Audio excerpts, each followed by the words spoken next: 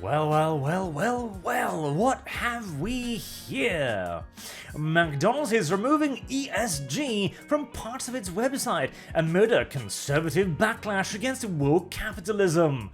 Oh my, are you telling me that constantly pointing out their bullshit has had some result? Are you telling me that the massive anti-woke revolt going on in America right now that has made one of America's largest beer company into its previous largest beer company has had an effect? Are you telling me that in a capitalist system, simply just beating the companies over the head with a stick repeatedly will have an effect? Oh, who'd have thunk it? Not have thunk it indeed. Now, we already saw this happening for quite some time. In fact, I've been talking about it from quite some time, but the biggest single indication that this was going to happen was when we did a video a few weeks or a month or a couple or so ago when the CEO of BlackRock, one of the largest investment companies in the world managing actual trillions of dollars, said that ESG had become an embarrassment to them. They didn't want to use it because it had garnered so many negative connotations over the years that the moment somebody saw ESG, they immediately combined it in their head with woke. And woke is now recognized as near a universally negative term. After years of pointing out their shit, their hypocrisy, their terrible behaviors, the word woke has coalesced finally in the minds of even the normies to mean bad, to mean abusive, to mean tyrannical, to mean hypocritical, and well, just good old-fashioned shit and garbage, frankly, as that is all they are worth now. To the point where, as I've mentioned again and again, people will go out of their way, they will willingly inconvenience themselves to boycott a that's true enough actually, a brand like Bud Light for their collaboration with Dylan Mulvaney, the again single most devastating advertisement campaign probably in human history. I'd like to see the equivalent. Maybe the Siege of Troy, if you call, stealing somebody's wife an advertisement campaign. It sort of was, it certainly got the message out. But yeah, McDonald's quietly removed the term ESG from some parts of its website at a time when environmental, social, and governance initiatives have been attracting criticism from some conservative policymakers in the US. Some random conservative policymakers, some rando politicians, Sure, definitely. As this article... English is a difficult language, but this article is trying to make very light of what is going on. And to be fair, this is only the first step on a very long road, as I've said repeatedly. This was their own old page, ESG Approach and Progress. This is their new page, Our Approach and Progress. Note the diverse veneer is of course still there.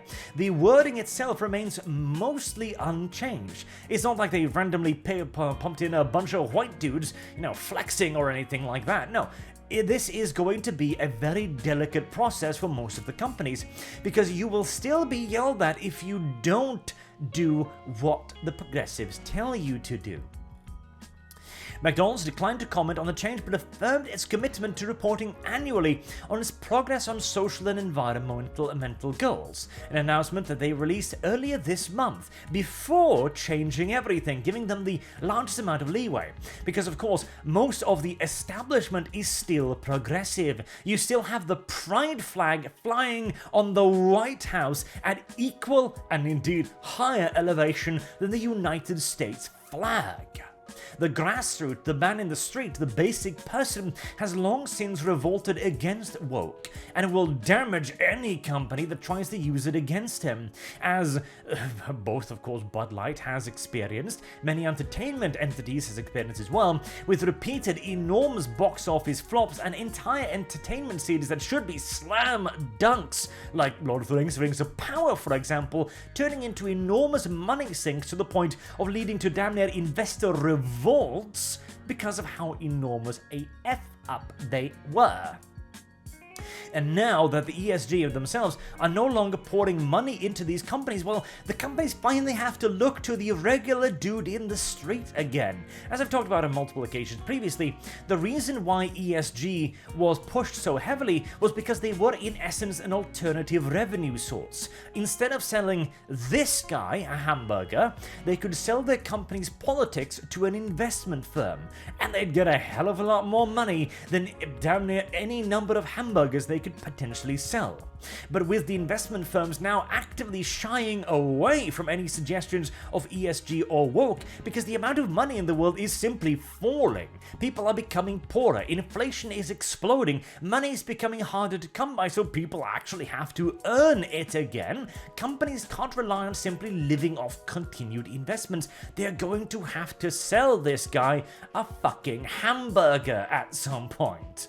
Which is why we're going to have to get back to the meme, like, how will this help us sell hamburgers? Well, you're actually going to have to answer that question now, because not answering it will lead to the complete annihilation of your entire business structure. And no company is too large to fail. That is very important to remember. Disney is currently hundreds of millions, if not indeed billions of dollars in the hole, and seemingly completely incapable of turning it around or even earning money on their streaming platforms. Their future big bet is losing them money. The thing they are transitioning towards is costing them every single solitary day.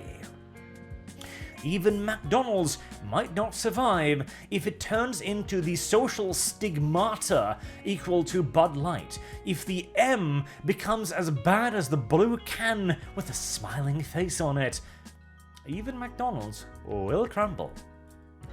Now, again, article is trying to make light of it, of course, because there are still mostly the wokers in the various establishments and in the corporations, which is why this will not change anytime soon.